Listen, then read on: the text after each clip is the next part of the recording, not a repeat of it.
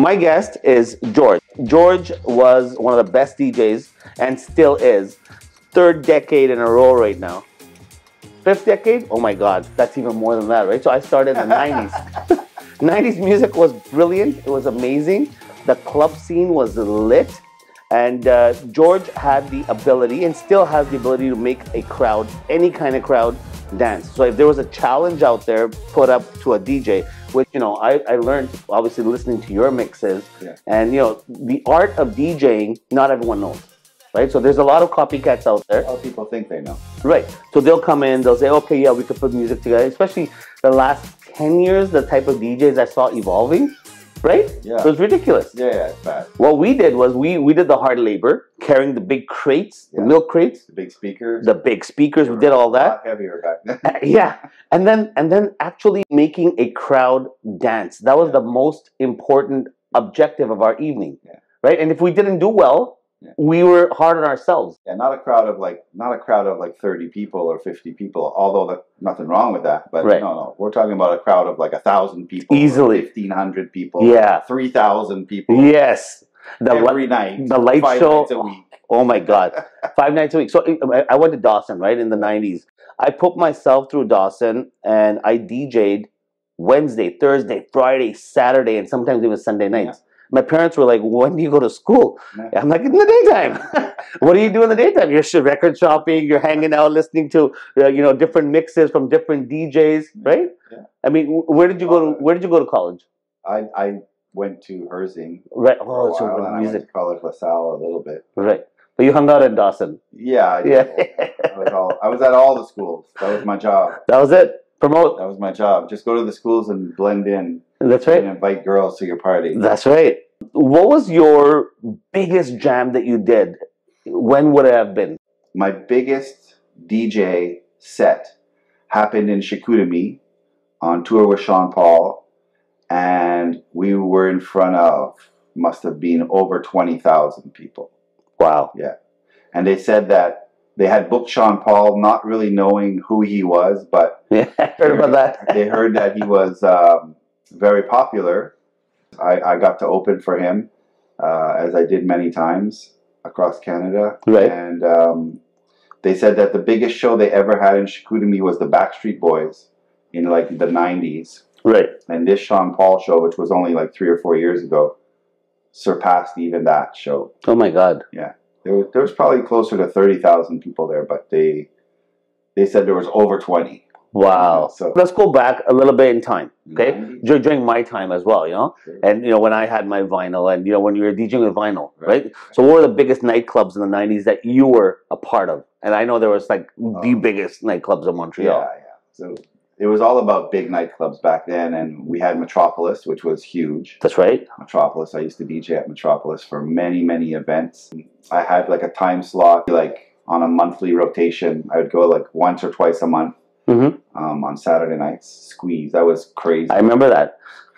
Crazy. Squeeze. I remember there was Ricky D and Shahid. Ricky D and Shahid and us. We did a party called Sold Out. Something sold. There was but they had multiple rooms in Metropolis, and they gave one room for the Bhangra funk. They called it. Oh yeah. So then obviously Danny Kohli and Easy Dan, that was my DJ name, was part of the Bhangra funk. Yeah. But he was in the main hall, you know, that's where everybody ended up, even me afterwards. At the end. I'm like, hey, DJ Groove in the house! So that's DJ Groove. This is the man. 5 decades. And look at him, so young pop over here. Still a crowd pleaser and making music happen. And of course, with Sean Paul, I mean, touring with him. One time somebody stopped me on the stage and they're like, hey, well, what are you doing? You know, like, what are you doing here? You're not supposed to be here.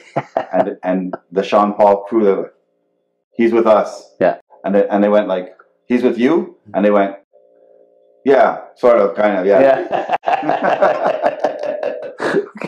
What was another event or another night? I think it was every Friday night, or it was, you guys had Dream, you had Candy. We had Candy. Candy at Coliseum. Candy at Coliseum. Coliseum was... That was big on the radio, right? It was really good, yeah. And you were DJing started in on Mix 96? That's right. In 1996, on Mix 96. Correct. And they said, do you think we can put this on the radio? And I said, yeah, for sure. And we, you know, we worked out the the logistics of how to put it on the radio. Right. It had to be clean. It had to be this type of music. Couldn't be too much that. Couldn't be too much that. But what was the best part of it? Me being the listener driving, right? I mean, in '96, I wasn't always allowed out at nighttime, on Saturday nights especially. Yeah, really? Yeah, so I had strict parents, right? Okay. Of course, we do. I had my ways of sneaking out, and a lot of trouble that came with that, but it was fun. I mean, I was able to do it. Imagine pushing your car down the street without starting it. To make noise. And my mom would wake up with any creak sound, right? But you know how many times I heard that story from different people? Yeah. We used to push the car. Yeah, we did. We pushed it before we started it. Well, and then I had the big cell phone back then as well. Oh yeah. So of course, I had to have the latest gadgets. So I had the big cell phone, and I remember walking down Crescent Street at around 2:00 in the morning with some friends. All of a sudden, phone rings. It's my mom. Oh no! Where are you? I'm like, in bed, busted. She's like, I saw the football you put on the head where the pillow was. I'm like, oh my god. So my sister, Mom, you went in my room. Yeah, Rena ratted me out because we used to share the bachelor suite. Okay. Being live on Mix 96 was brilliant. Yeah. Right. I mean, the mixes, the live mixing was just phenomenal. Right. I'm not trying to boost your ego even more, but you were great. What about mixtapes? Did you do any? Mixtapes? Oh my god! I sold so many mixtapes. I made over $1 million selling mixtapes. DJ Quest was making some mixed, and they weren't mixtapes anymore because we made mixtapes earlier before that. Right. Now it's mixed CDs. He had been making these CDs, and he keeps telling me like, "Yo, I sell like 5 a week, $20 each, extra $100. Yeah. You should do it." And I'm like, "Nah, I don't need that." And one day he literally grabbed me by my collar and said, come to my house. Here's the stuff. Make your mix right now. Do it. Yeah. I'm like, oh, fine. And I did the mix and I recorded it. Yeah. I said, okay, it's done. What am I going to do now? He goes, you take it to that place and they're going to make you the copies. Yeah. And they cost like, I don't know, they cost $1 a CD, not even. At that time, it was like $5 a CD. Was it? Yeah. Okay. $5 a CD. In the beginning, because it was a special place. There was no CD burners yet or anything like that. Right. Specialized, like it was a company. They make the actual CDs for artists. Yeah. And the guy on the side would make some CDs under the side hustle. Everything was under the table. $100. Yeah. $5. He charged $5 a CD. Yeah.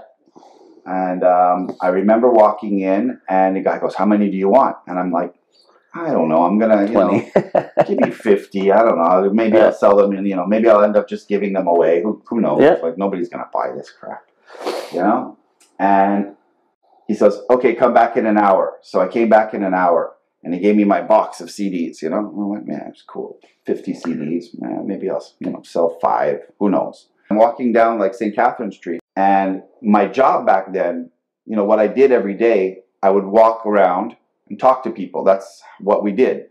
Promotion, and say, hey, what's up, guys? You should come to my party this weekend. Hey, ladies, you guys look like you like hip hop and reggae. You should come to my party. We have the best parties. Here's some free passes, or I'll put you on the guest list, or whatever it was. So I'm walking down the street with my flyers, and I'm giving out flyers. Hey, ladies, what's up? It's my party, and I have a box of CDs, and everybody's like, "What's that?" I'm like, "Well, those are my CDs, and I made some CDs." They're like, "How much?" I'm like, nah, I don't know, like $20 each. Like, I'll take one. Oh, yeah? Oh, okay. And I gave a CD. Yeah. All right, thanks. And I go, hey, my party, what's that? Yeah. These are my CDs. Within 1 hour, I sold 50 CDs, $20 each. Yeah. I had $1,000 in my hand. And I'm looking at the $1,000 like this. Oh, my God. Yeah. I just made $1,000. Thank you, Quest. $1,000 in an hour. Yeah. I went back to the place. I walked in, kind of confused, and the guy goes, "What's wrong? A problem?" I said, "Yeah, I sold them all." He goes, "What do you mean you sold them all? Yeah. Like an hour ago." Yeah. I'm like, "I know." I'm like, "Can I get like 100 more?" He's like, "Yeah, come back in an hour." Yeah. I'm like, "Okay." And I gave him $500 for 100 more. Wow. And I sold those out in a couple of days, and I went back. I'm like, "Can I get like 400 more?" Yeah. He's like, "What?" I started going around, and like, I'm very like innovative, so I think a lot. So I used to go around to all the boutiques, like all the Eaton Center, all the Rockland, and the Fairview, and everywhere, all the boutiques, and all the the girls, the girls who used to work there, and I used to give them free passes and stuff. So I like walk into the store and I'd be like, hey, by the way, I'm selling these CDs now. And they're like, what? CDs of the music that we love that we can't buy anywhere else? Like, yeah, for sure I want to buy that. And it's like, and it's all clean versions because I play on the radio. It's all clean versions of all the hits that I play right now, like the same like the radio. You can play it in your store. Yeah. We'll take. So I started selling CDs to every store in Quebec. Like it was like a schedule. I would go Monday to this mall, Tuesday to that mall, Wednesday and I would do everywhere in Montreal and then go to Quebec City and then I would go to Ottawa and once in a while I would go to Toronto. Wow. And I was selling thousands of CDs a month. Started in New York, really. Yeah. A lot of them, right? A lot of mixtapes and CDs we used to get, or even Toronto. Some parts of Toronto, like my cousin Bob, who got me into Toronto DJing. Was huge with the huge. Oh yeah. And some of the mixes he used to listen to, I would be like, "Where did you get that?" Yeah. No, it became a big business. Huge business. Like people would go to a studio and record record the thing like on a studio, like professional albums and stuff, mastered and everything. I would just record it and make copies and sell it. I was obviously part of the Bhangra music scene, right? Yeah. So I was obviously innovating, taking top 40, hip hop, reggae, dance, and remixing the Indian music. I'm pretty sure that I've played one of your CDs at an event that wanted some music that I didn't have, and I said, oh, "Hold on a second, I got this." And I put this in. Yeah. And they're like, "It's good. It's amazing. Yeah. Perfect. See, it worked. But we were selling across Canada and US in all the video stores and grocery stores. Yes. So Indian video stores, grocery stores. We weren't peddling it that way. You guys already had we were organized. A network. Yeah. We had a distribution network. Exactly. Yeah. That was pretty cool though. Yeah, sure. Yeah. But I remember going in some of those stores and they had like albums and albums full of CDs and movies, not only music. Movies. Yeah. You could buy anything even PlayStation games. Yes. This guy had a folder full of the PlayStation games. Like you can buy PlayStation games. Yes. Like like 3 for 20. Yeah. And they still have them. I was gonna ask you to pass those over. Oh wow. Thank you. Remember, obviously this. Obviously, look at the wear and tear I have on this. So this is one of my favorite records. Okay, back in the day, it was Bally Sagoo, okay, from England, that took Bhangra music to the mainstream. Okay, and these mixes, I'm gonna play it for you a little bit later, but maybe not here. This was in the late 90s, so 1990s, or early 90s. You can always tell a good record when you see this tape like this. It means the DJ played it a lot. A lot. It came in and out of the crate, so many times that it got ripped. And they said, "Look, I still need to play it, so let's put some tape on it." Remember the time? Keep playing. Remember the time the records would be in a crate like this, and from the back, you set them all up. You flip them up. It was like that simple. Yeah, they don't know about that. No, they wouldn't know about that. I just played this the other day. Did you? Isn't it great? Listen, what year is this? Let's see. I'm sure it's probably like 90 something, 92 or something. You guys might not know it. Nardo Ranks, Burrup. This is one of them original. I played it the other day. Well, I didn't play this. No. So this is one of the legends of Bhangra music, Malkit Singh. And Bally Sagoo obviously remixed a lot of this guy. Yeah. And now this guy's, he's been in mainstream a lot. But of course, this is kind of like, my genre of music was very different. So imagine this, right? Imagine that, vinyl, Guns N' Roses. Very cool, very cool. I mean, who's got Guns N' Roses on vinyl these days? They were. Oh my God. Right? Jesus. I don't even have this. No? Well, I have a couple of 12 inches. If you want, I'll hook you up. I have 2, I think. No problem. This one, obviously. Man, you had to have 2 copies of course. All the Run DMC records. You had to have 2 copies because you had to go back and forth and back and forth and back and forth. And this was a good one. I remember doing a lot of back and forth. And this is probably one of your favorites. Really? Right? Yeah. I played that the other day too. Did you?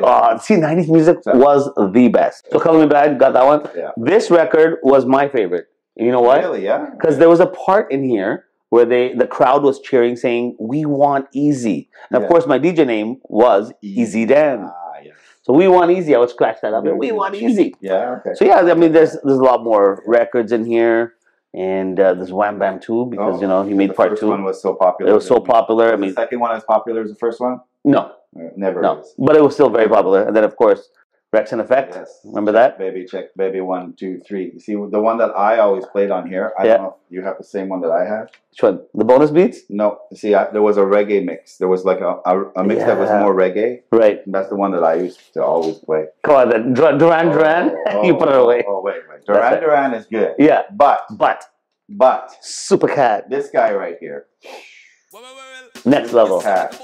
You know what? I have a shout out from Supercat on a cassette tape. So do you? Wow, that's amazing. We brought him to a show once in Montreal. I think it was on Park Avenue, if I remember correctly. I'm not quite sure. Okay. And at the end of the show, you know, we were young DJs. We must have been 17, 18 years old. And I said, "Can you give me a shout out?" And he took the thing and he, you know, easy Supercat, you know, DJ Grove or whatever he said. You know?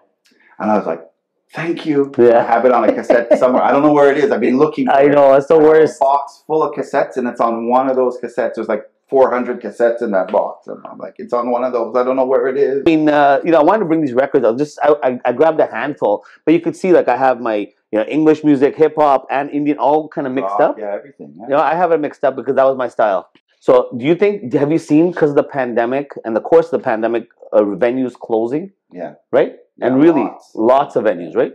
Not only entertainment venues, just like every industry. Like you can talk about restaurants, clothing stores, everything.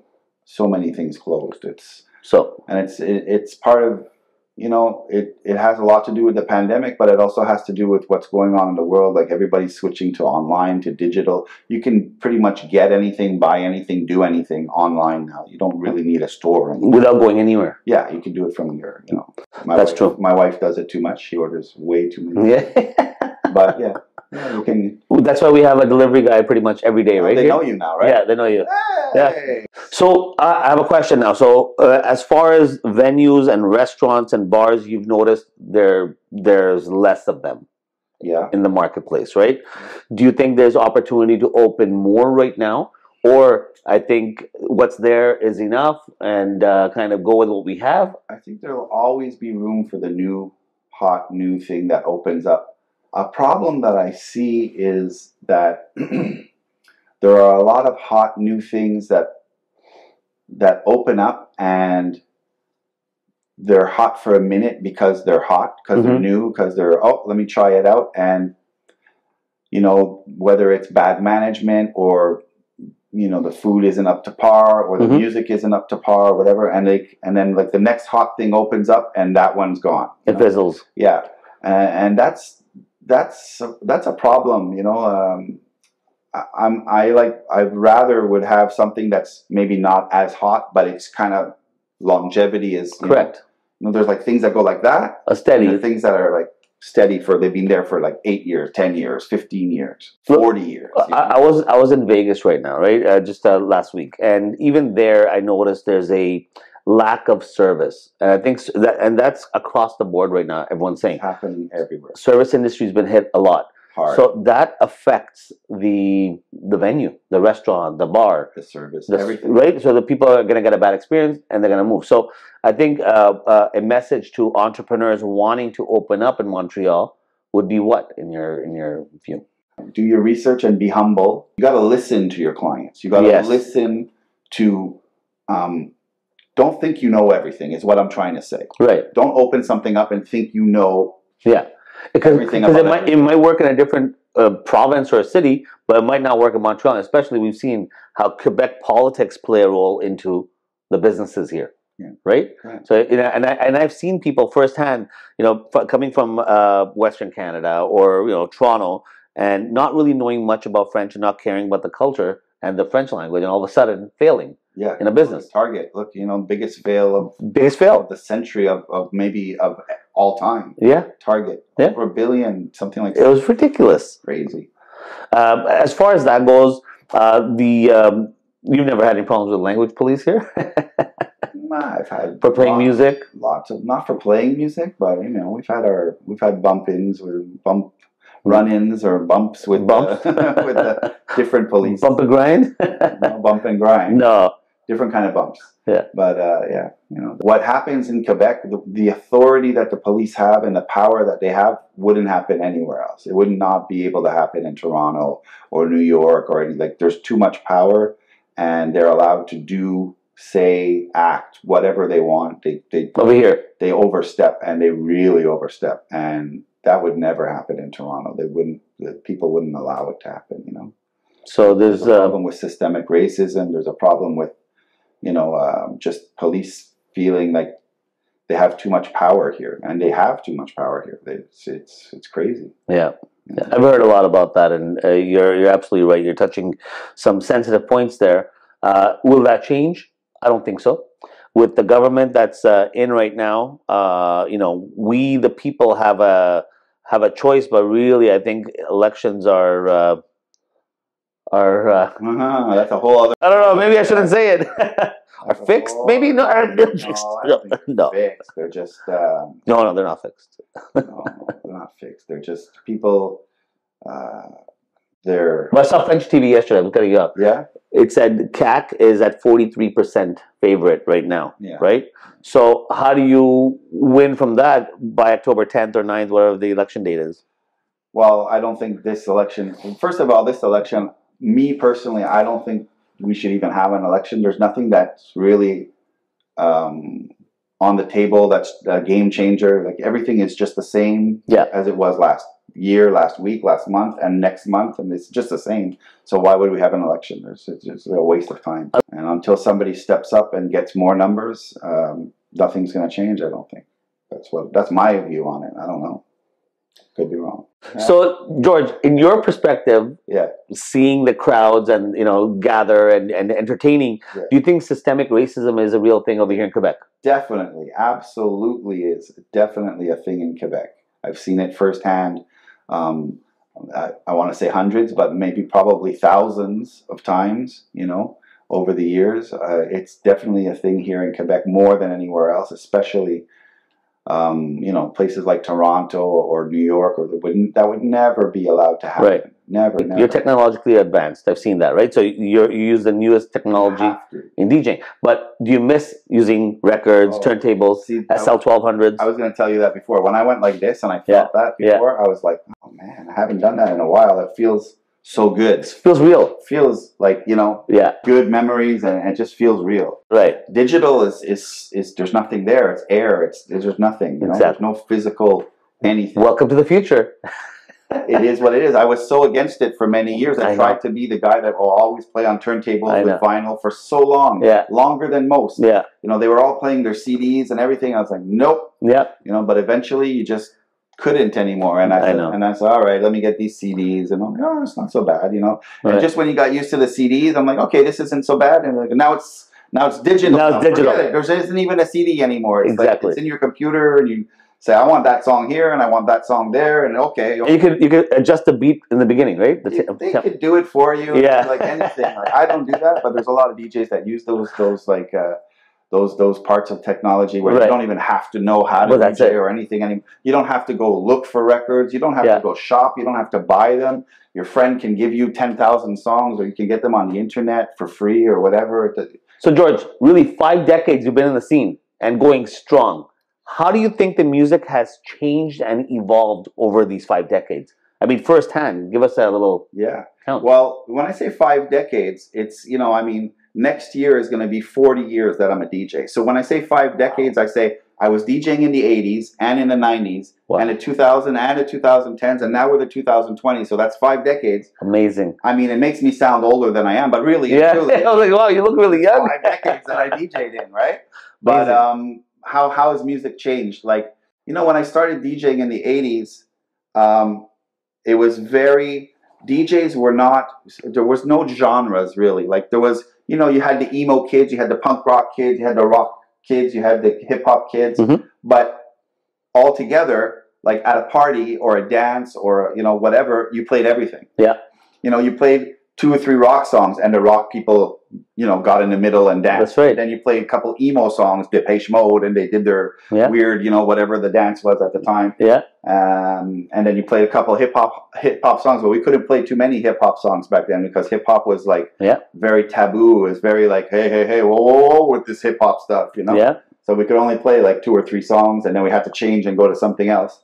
Same thing for reggae or You're talking about school dances, right? Well, school dances, but even the clubs. Right, because I remember doing some school dances. That was it. Yeah, like 1 or 2 hip hop songs, punk rock. Yeah, and you played more than 2 or 3 hip hop songs. The principal or the club manager or somebody, hey, you know, calm down with this hip hop stuff. Yeah, I know. You know, like, it's so funny. We're scared of this, you know. Yeah. So most of it was like dance music. You know, there was a big chunk of the night that was dance music, and you chop up the dance music with like rock and all the other little, you know, there was little sections of people that you had to please. So you got to play 2 rock songs and two alternative songs. And, and then we had to play slow songs, which was, I miss slow songs, you know, like I really miss slow songs during the night. We used to have like, you know, every 45 minutes or so, every hour, you'd play 2 or 3 slow songs so that girls and guys could dance. Exactly. You know, meet each other. Hi, can I have this dance? Yeah. And now, those times are gone. Yeah, now the guys just grab the girls, and the girls just rub on the guys, and they're just like rubbing, and you're just like, I'm just looking like, I don't know. Yeah, wow. I don't know. Do you remember freestyle music? Of course. Did you like the freestyle stuff? I love freestyle. I love freestyle. With Stevie B. Yeah, man. What was the other one? Little Susie? Oh, there were so many. Sweet Sensation. Sweet Sensation. There was, oh my God, endless. There was like... It was a time. It was the 90s. I had to play, and that was freestyle. But it went, right? Yeah, for sure. Freestyle's gone, kind of. It's. I hope somebody brings it back because I think it's time. I was thinking about that too. Like, hey, let's do it. If a guy like Pitbull, made a freestyle song, it became #1 hit. Exactly. All of a sudden, you'd have like 20 other freestyle songs. Exactly. And freestyle would be back. Yeah. Just like that. From the 80s, it came into the 90s, and in the 90s. Things started to split, you know, things started to like dance music clubs, hip hop clubs, Fufun Electric for like all the punk rock, whatever. There was Backstreet was for the rock and roll people. And, you know, and truly you had the Dome and then Coliseum where like, and there was like Mercedes and maybe, what was the 1234? 1234. What was it, 1234? And there was a Limelight, I think? Limelight was more disco-y. Yeah. It was more disco-y. Yeah. But at that point, it was starting to, you know, before everybody together. Now, everybody gets their own club, you know. But our hip hop clubs. So at the time, hip hop in the mainstream couldn't play very much. Exactly. But there was black clubs, you know. Sure. But they were like 95% black, and like a lot of white people and ethnic people liked hip hop and R&B and reggae, but they don't want to go there because that's like dangerous. I don't want to go there, you know. So something that really kicked off, and I was part of it, was we started playing hip hop, reggae, and R&B for a mixed crowd. So we had at the time we got we had Quest, you know, had like the Asian pull. We had Mahesh had the Indian pull.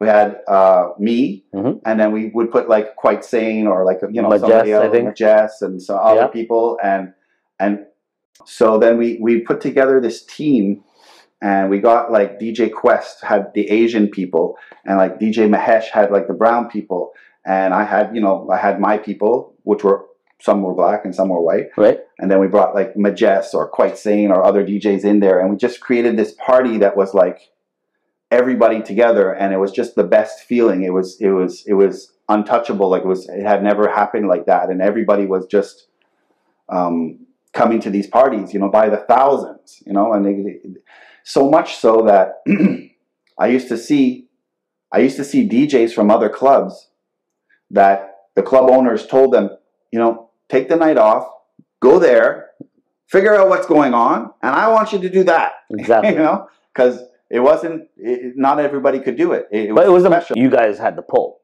right? You had the radio and the promoters that you were working with. The promoters, the DJs, the music, you know, and You know, what had never also been done before is we would go out on the street and we would like give out free passes to like every girl you see that would get a free pass. What are some of the best places to go for music in the city right now? If you go on Saint Laurent Street, there's like there's Rouge, there's Musique, there's Shaker, and there's Don B.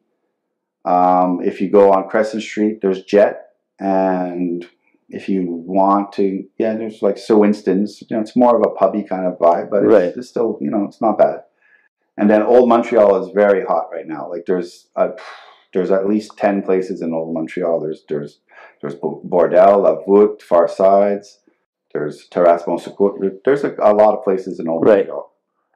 And that's the new jam. I mean, I remember when Old Montreal started really catering to these bars and clubs, Saint Laurent just diminished at that time. Like Old Montreal is the new Saint Laurent. Yes. Saint Laurent is the new Crescent. Crescent is kind of a touristy kind of place. And there's the new Yoka Luna that's really good, the old 1234. That's the new one on the block. Sure, yeah, I've been there. Full, jam-packed. But that's all these new places, like in the last decade or so, the big club has disappeared, you know, the super big club, other than maybe New City Gas. And now they're back to kind of doing what they were doing before. 10 years this year, I think. I think they're bringing down Tiesto. Oh, yeah, they always bring down Tiesto. Yeah, big one. So very cool. The big stuff right now is New City Gas and Beach Club. That's pretty much the two biggest things. Beach Club I haven't gone to. Have you? You were there with Sean Paul? Yeah. I think who else came there? Vanilla Ice? Everybody came there. Like, and that's at the Point Calumet? Yeah. It's not that far, and it's a good drive in the summer. Thank you so much for this. I appreciate it. And one love. This is DJ Groove, and we're gonna make some moves. Thanks a lot, brother. No problem.